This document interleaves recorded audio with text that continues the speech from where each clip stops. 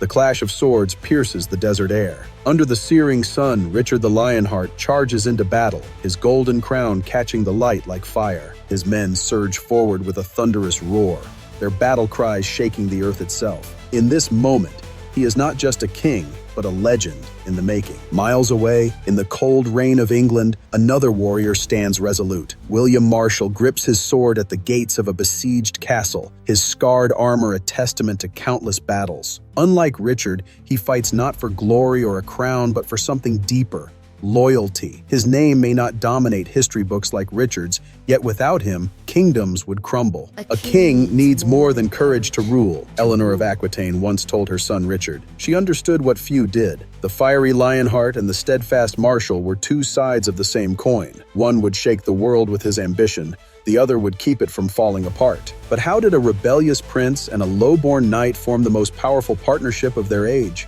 What forged their bond in a world riddled with betrayal, where power corrupts even the purest hearts? And how did their actions alter the course of history? This is not merely a tale of battles and kingdoms. It is a story of two men who dared to defy their time, one driven by relentless ambition, the other guided by unshakable honor. Together, they would reshape an empire and leave a legacy that resonates through the centuries. The truth behind the legend begins now. Golden sunlight streams through the stained glass windows of King Henry II's court at Westminster. A young boy with fiery red hair sits at a massive oak table, surrounded by maps depicting an empire stretching from Scotland to the Pyrenees. This is Richard, born in 1157, the third son of the most powerful man in Europe. His blue eyes burn with an insatiable hunger for greatness. "Power isn't just about lands, my lion," Eleanor of Aquitaine says, resting a gentle hand on her son's shoulder. Her voice carries the wisdom of a woman who once led armies and ruled kingdoms. "It's about making men believe in something greater than themselves." "Even if that something is me?" young Richard asks, his chin lifting with pride. "Especially then." Eleanor's smile holds the weight of her own battles for power. "But remember, a king who rules by fear alone will find himself very lonely indeed." That same year, far from the royal courts, a very different boy faces a harsh lesson about power. In a modest English castle, 5-year-old William Marshal stands before King Stephen with a rope around his neck. His father, a minor noble, has chosen loyalty to a cause over his own son's life during the bitter civil war known as the Anarchy. William neither cries nor begs. Instead, he fixes his gaze on the king and speaks words that will define his life. "If you're going to hang me, at least let me play with that wooden sword first."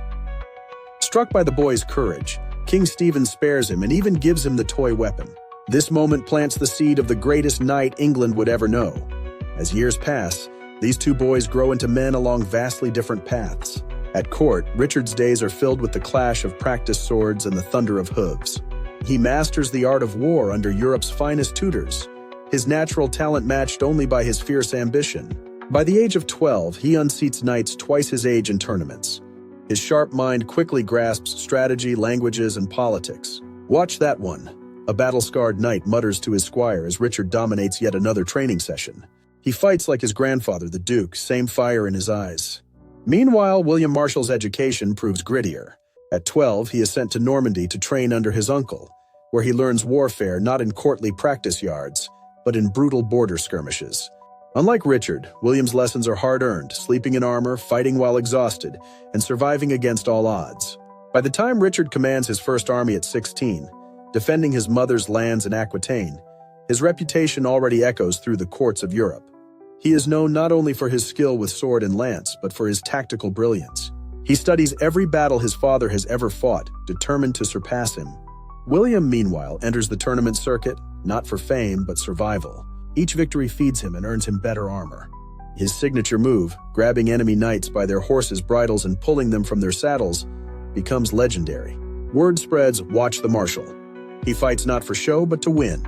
In 1173, fate brings them together when King Henry II's sons rebel against their father. At 16, Richard chooses to side with his mother, Eleanor. William, serving in the royal household, faces his own test of loyalty. The rebellion fails, but it teaches both men crucial lessons. Richard about the cost of ambition, and William about the price of unwavering loyalty. By 1177, Richard stands tall, his red gold hair and blue eyes marking him as the very image of his Plantagenet ancestors. His booming laugh fills royal halls, but his temper can make even seasoned knights tremble. William, now 30, has become a man of quiet strength, earning respect for his honor and skill. His word, once given, is more valued than gold. Both men are forging their legends, one through the fire of ambition, the other through the steel of loyalty. Their paths will soon cross again, and the fate of kingdoms will hang in the balance. Salt spray stings Richard's face as he stands at the bow of his flagship. The Mediterranean stretches before him, vast and shimmering like hammered blue steel, its waves carrying him toward destiny. The year is 1191, and Jerusalem, the heart of the Christian world, lies in Muslim hands. For Richard, this is no ordinary conquest. It is his chance to prove himself worthy of the legends already forming around his name. They say the waters near Acre run red with blood. A knight murmurs behind him. The siege, dragging on for 2 years, has left Christian forces desperate and demoralized. Richard turns, sunlight glinting off his mail. Then we shall part those waters like Moses himself. His unshakable confidence electrifies the fleet. Hundreds of ships stretch to the horizon, bearing the greatest army Christendom has ever assembled. But the reality at Acre is grimmer than anyone could have imagined. The city reeks of death, corpses line the fields, disease runs rampant, and the morale of the Christian army is shattered. Yet where others see despair, Richard sees opportunity. Within hours of his arrival, he transforms the siege. New siege engines rise like wooden giants, their relentless assault on Acre's walls becoming a thunderous rhythm of war. Then fever strikes. Richard, burning with disease, refuses to let his illness weaken his resolve. He orders his men to construct a silk canopy on the battlefield and, from his makeshift command post, directs the siege. His soldiers whisper in awe that their king would rather die fighting than retreat. Back in England, William Marshal hears reports of Richard's exploits. He knows the Crusade is not just about reclaiming Jerusalem. It is also critical for maintaining the Lionheart's authority back home. Prince John, ever the opportunist, circles the throne like a vulture, testing loyalties and planting seeds of rebellion. "How long do you think my dear brother will survive in that God-forsaken desert?" John asks during a council meeting, his tone thick with disdain. William, ever loyal, meets his gaze steadily. "Long enough to remind everyone why he wears the crown, my lord." By July, Acre falls, but victory brings its own moral dilemmas. Saladin delays paying the agreed ransom for Muslim prisoners, leaving Richard with an agonizing decision. His army cannot move forward with thousands of prisoners, yet they lack the manpower to guard them. The result is a brutal command. 700 prisoners are executed. The sands run red, and the name of the Lionheart becomes both legendary and infamous across the Muslim world. Yet the true test of Richard's genius as a military leader comes at the Battle of Arsuf. Harassed by Saladin's forces during their march south, Richard knows he is being drawn into a trap. The heat is merciless, and men collapse from exhaustion even before arrows find them. But Richard waits, holding his army steady under relentless attack. "Hold!" His voice booms across the battlefield as arrows rain down. Men fall around him, horses scream, but still he holds. "Hold!" His soldiers' discipline is extraordinary, a testament to their king's leadership and the trust he inspires. Then at the perfect moment, "For God and St. George, charge!" The cavalry thunders forward, smashing into Saladin's overextended lines like a hammer against glass. The Muslim army, caught off guard by the sudden counterattack, crumbles. It is a decisive victory, cementing Richard's reputation as one of history's greatest military tacticians. But even as Richard wins battles, he begins to lose the war. Jerusalem remains out of reach, its walls tantalizingly close but impossible to breach. His army dwindles, worn down by disease, desertion, and dwindling supplies. Meanwhile, reports from England grow increasingly dire. Prince John's plotting is no longer subtle, and the kingdom teeters on the brink of chaos. William Marshal, ever the stabilizing force, works tirelessly to maintain order. He suppresses rebellions, raises funds, and ensures the kingdom's machinery continues to function. His letters to Richard paint a grim picture, urging his return before John's ambitions wreak irreversible damage. Realizing the limits of his campaign, Richard negotiates a treaty with Saladin, an agreement that, while falling short of reclaiming Jerusalem, secures Christian pilgrim access to the Holy City and maintains control of the coastal territories. It is not the glorious victory he envisioned, but it showcases his diplomatic acumen. The journey home proves as perilous as any battlefield. Shipwrecked off hostile shores, Richard attempts to cross Europe in disguise. Yet his regal bearing betrays him. According to legend, he is recognized while turning a spit in a kitchen and arrested by Leopold of Austria, who harbors a personal grudge against him. Imprisoned, Richard's ransom is set at an astronomical 150,000 marks, enough to bankrupt England. The news hits London like a thunderclap. William Marshal faces his greatest challenge yet, raising the unprecedented ransom while keeping the kingdom from collapsing under John's scheming. Drawing on every resource, from church coffers to noble estates, William succeeds where others might have failed. His unshakable loyalty and administrative brilliance save the day. When Richard finally returns to England in 1194, he finds a kingdom intact and strengthened in some ways, thanks to William's efforts. More importantly, he sees in William a rare quality, a man whose loyalty is rooted not in fear or ambition, but in a deep sense of honor. The Third Crusade leaves an indelible mark on both men. For Richard, it cements his reputation as a warrior king of legendary stature. For William, it solidifies his role as the kingdom's unwavering protector. Together, their stories illuminate the power of ambition tempered by loyalty and the sacrifices demanded by both. Thunder rolls across the misty hills of Normandy, but this storm is man-made. The clash of steel and the cries of men echo through the valleys, as Richard the Lionheart, newly freed from captivity, leads his forces with a vengeance that even his most battle-hardened veterans find awe-inspiring. His imprisonment has changed him. Gone is the brash Crusader, replaced by a shrewder, colder warrior king. The chains of his Austrian cell have left invisible scars, fueling his determination to reclaim everything lost in his absence. "They thought my imprisonment would break England," Richard declares to his commanders in the torch-lit Great Hall of Rouen Castle. The massive oak table before them is littered with maps and reports. Instead, it has taught us who our true enemies are.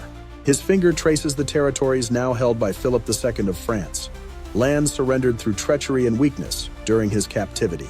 William Marshal studies his king's face, now marked by experience and tempered by hardships. This Richard is harder, his once fiery charisma now edged with a calculating intensity. Yet his brilliance on the battlefield remains undiminished. "Your Grace," William says, gesturing to the map, "Philip has fortified these castles during your absence, but he's overextended his resources. We can strike where he's weakest." Richard's smile is sharp, almost predatory. "Then let's make him regret every stone he's laid. Show me where our troops are positioned." What follows is a campaign that showcases Richard's strategic genius. Rather than attempting to retake all his lost lands at once, a move that would drain even England's resources, Richard envisions a defensive network of fortresses and castles, a strategy he calls his Iron Chain. At the center of this vision stands Château Gaillard, a fortress rising like a crown above the Seine River.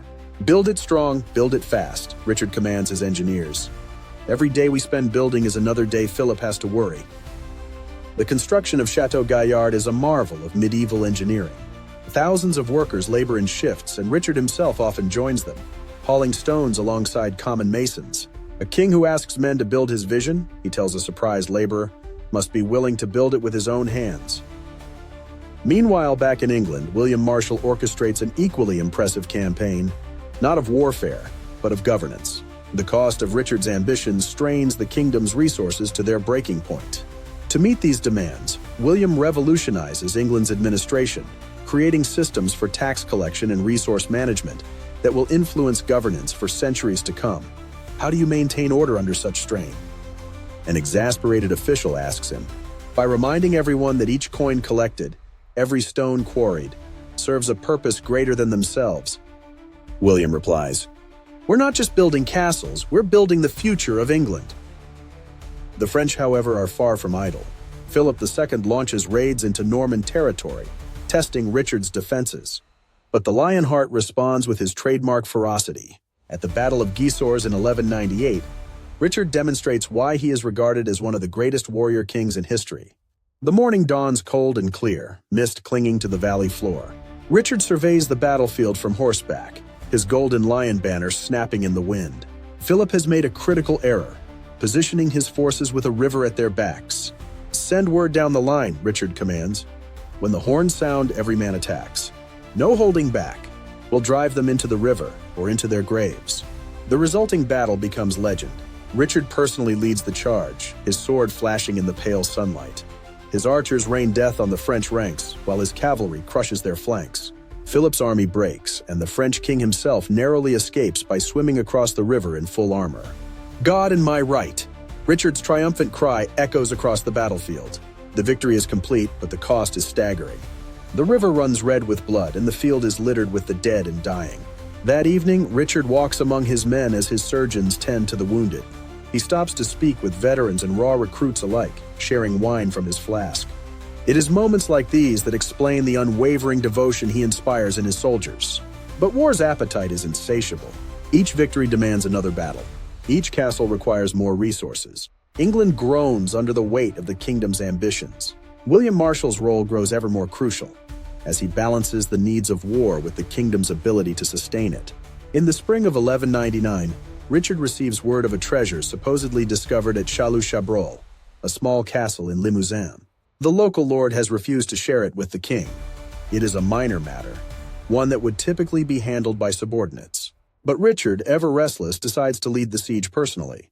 The day is unusually warm for March. Richard, confident to the point of recklessness, rides close to the castle walls without his usual armor, believing the garrison too weak to pose a threat. A crossbowman named Pierre Bazile proves him wrong. A bolt strikes Richard in the left shoulder near his neck. The wound is not immediately fatal, but medieval medicine is a crude science. Within days, infection sets in. As fever consumes him, Richard's tent becomes the center of the kingdom. William Marshal rides day and night to be at his side. Eleanor of Aquitaine, now in her 70s, joins them, her fierce dignity masking her grief. In moments of lucidity, Richard gives final instructions. He pardons Bazile, the man who shot him, demonstrating a magnanimity that surprises even those who know him best.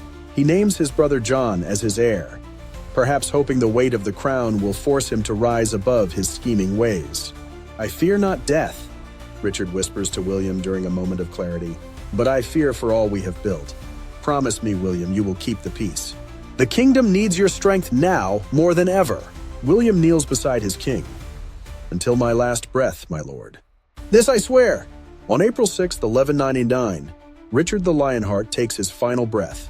The infection that began with a single crossbow wound claims the life of a man who survived countless battles, the Holy Land, and imprisonment. As the news spreads, Europe holds its breath, uncertain of what will follow. A hush falls over the plains of Normandy as the sun sets on Château's castle. Inside its blood-stained walls lies the lifeless body of Richard the Lionheart. The great king, whose name once made armies tremble, has fallen, not to a mighty warrior, but to the bolt of a common crossbowman. For allies and enemies alike, the news is seismic. A lion has been silenced, and with him, an era comes to an end. But the story does not end here. In England, chaos looms as Richard's death leaves the kingdom vulnerable. The throne passes to his brother John, whose reputation for treachery and weakness casts a long shadow over the realm.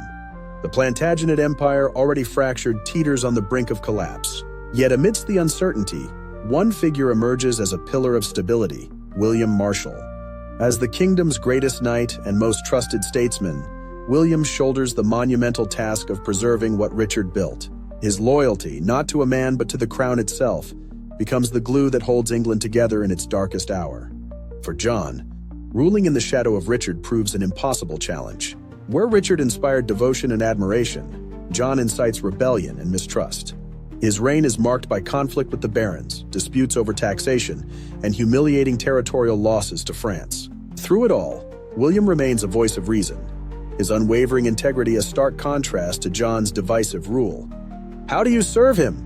a young knight asks William during a moment of frustration. "After all he's done to tarnish the crown?" "I serve the crown," William replies firmly, "not the man who wears it." That is the lesson Richard understood and the one John must learn. John's reign reaches a boiling point in 1215 with the signing of Magna Carta, a document born of rebellion that sets the stage for modern governance. Yet the peace is fragile and civil war erupts shortly after. When John dies in 1216, the crown passes to his 9-year-old son, Henry III. With a child king on the throne, England stands on the edge of ruin. At 70 years old, William Marshal steps forward once more. Named Regent of England, he takes charge of a kingdom that is fractured, leaderless, and exhausted from years of conflict. His task is monumental: unite the barons, secure the throne, and restore stability. In a defining moment at the Battle of Lincoln in 1217, William leads the royal forces to a decisive victory against the rebels, securing the young king's reign and the future of the Plantagenet dynasty. It is his final act of valor, a fitting conclusion to a life defined by unwavering loyalty and unparalleled service. William Marshal's death in 1219 marks the end of an extraordinary era. Buried at the Temple Church in London, his tomb bears the simple inscription, "The Greatest Knight." Yet his legacy endures, not only in the reforms and stability he brought to England, but in the very ideals of chivalry and honor that he personified. Richard's legacy, too, remains indelible. Though his reign was marked by near-constant warfare, his name becomes synonymous with courage and heroism. His exploits in the Crusades, his triumphs in Normandy, and even his audacious escape attempts during captivity ensure his place as one of history's most celebrated warrior kings. Together, Richard and William embody the dual pillars of medieval leadership: ambition and loyalty. Richard's fiery pursuit of greatness reshaped the world, while William's steadfast honor preserved it. Their intertwined stories illuminate the power of partnership, the sacrifices of leadership, and the resilience of those who dare to shape history. As the bells toll across England, marking the end of an era, the legacies of these two extraordinary men remain etched in the annals of history. Richard is remembered as the lion-hearted king who inspired awe on the battlefield, while William is revered as the steadfast knight who upheld the ideals of service and honor. Their lives, though different in purpose, converge in one undeniable truth. Greatness often lies not in solitary acts of valor, but in the bonds of loyalty and the enduring impact of those who fight for something greater than themselves. The Lionheart and the greatest knight ride on, not in flesh, but in the legacy they left behind. Their story continues to inspire, a timeless reminder of what it means to lead, to serve, and to leave the world better than they found it.